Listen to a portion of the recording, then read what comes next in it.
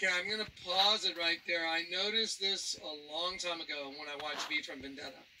That's a scene from V for Vendetta when they're doing the research on the St. Mary's virus in the movie, and they squirt that blood out of the syringe in that petri dish. Look what it makes. It makes an apple. By the way, who's the guy that's Apple Computers? Bill Gates. Who's the guy that was saying, hey, work from home? Remember, working from home. Because he's covering up one of the V's to let you know that there's no more a W system. It's an absolute U. That's why he put the symbol for absolute value around U. Because they're going to want you to take a chip. And if you don't take their chip, they know you're not an absolute one of them. Because the chip defines who is absolutely one of them. It's so obvious, man. It's a joke. Okay, look, see how that made a little apple? See, like right here, the stem? See it? Now, I'll just go through it one more time. Here we go. And launches it. You know what? I'm gonna let him start over because I won't interrupt it. I want you to hear the whole thing. Let's do it again. What is unfolding in the year 2025, the Wachowski brothers produced the archetypal film V for Vendetta. And with almost prescient vision, they predicted what is unfolding in the year 2020.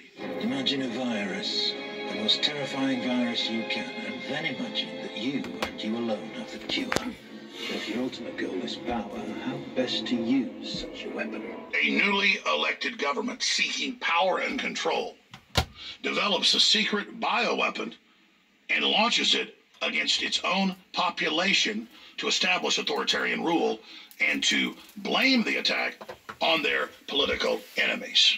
Taking pages right out of the 20th century, we see this fictional dictatorship not just seeking to dominate and control their population, but to be seen as saviors of the very people that they are dumbing down, enslaving, imprisoning, and killing. The writers had a deep historical well to work from in just the 20th century, with monsters like Hitler, Stalin, Mao, Pol Pot, Fidel Castro, Hugo Chavez, Kim Jong-un, who don't just seek to dominate and control the very lives and thoughts of their minions, but who also want to be seen as the savior by the very people who are their slaves. Tonight, I will speak directly to these people and make the situation perfectly clear to them. The security of this nation depends on complete and total compliance. So, of course, in the film, those that release the bioweapon on their own population that they're preying on also have the cure. Lo and behold, a miracle. Some believed it was the work of God himself, but it was a pharmaceutical company controlled by certain party members that made them all obscenely rich. But the end result, the true genius of the plan, was the fear.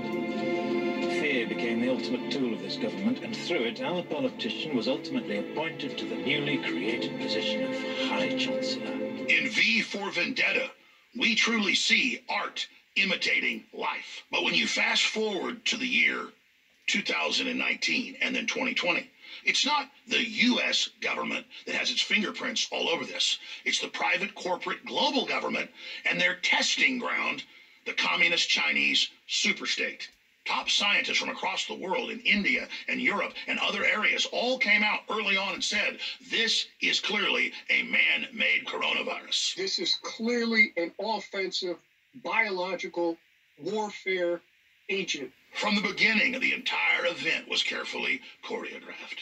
2 years ago, the United Nations announces that Disease X will soon arrive and that global government will be needed to counter the international crisis, and that basic human liberties will have to be permanently erased in the name of global health.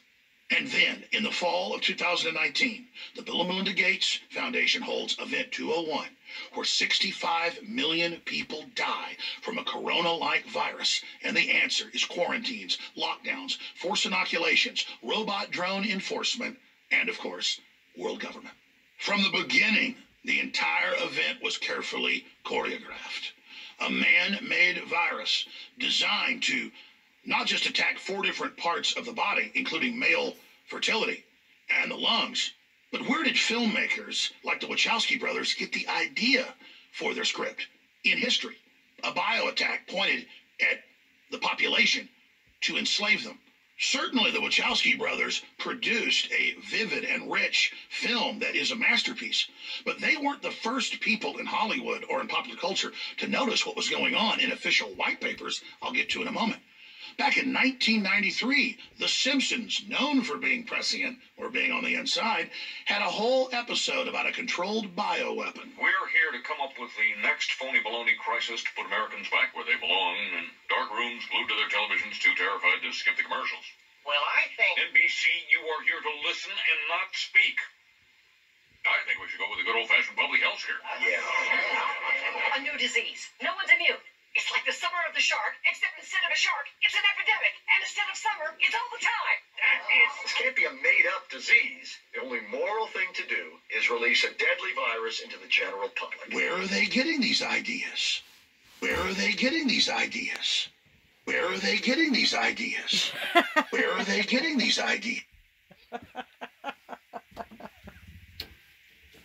That's where I come in.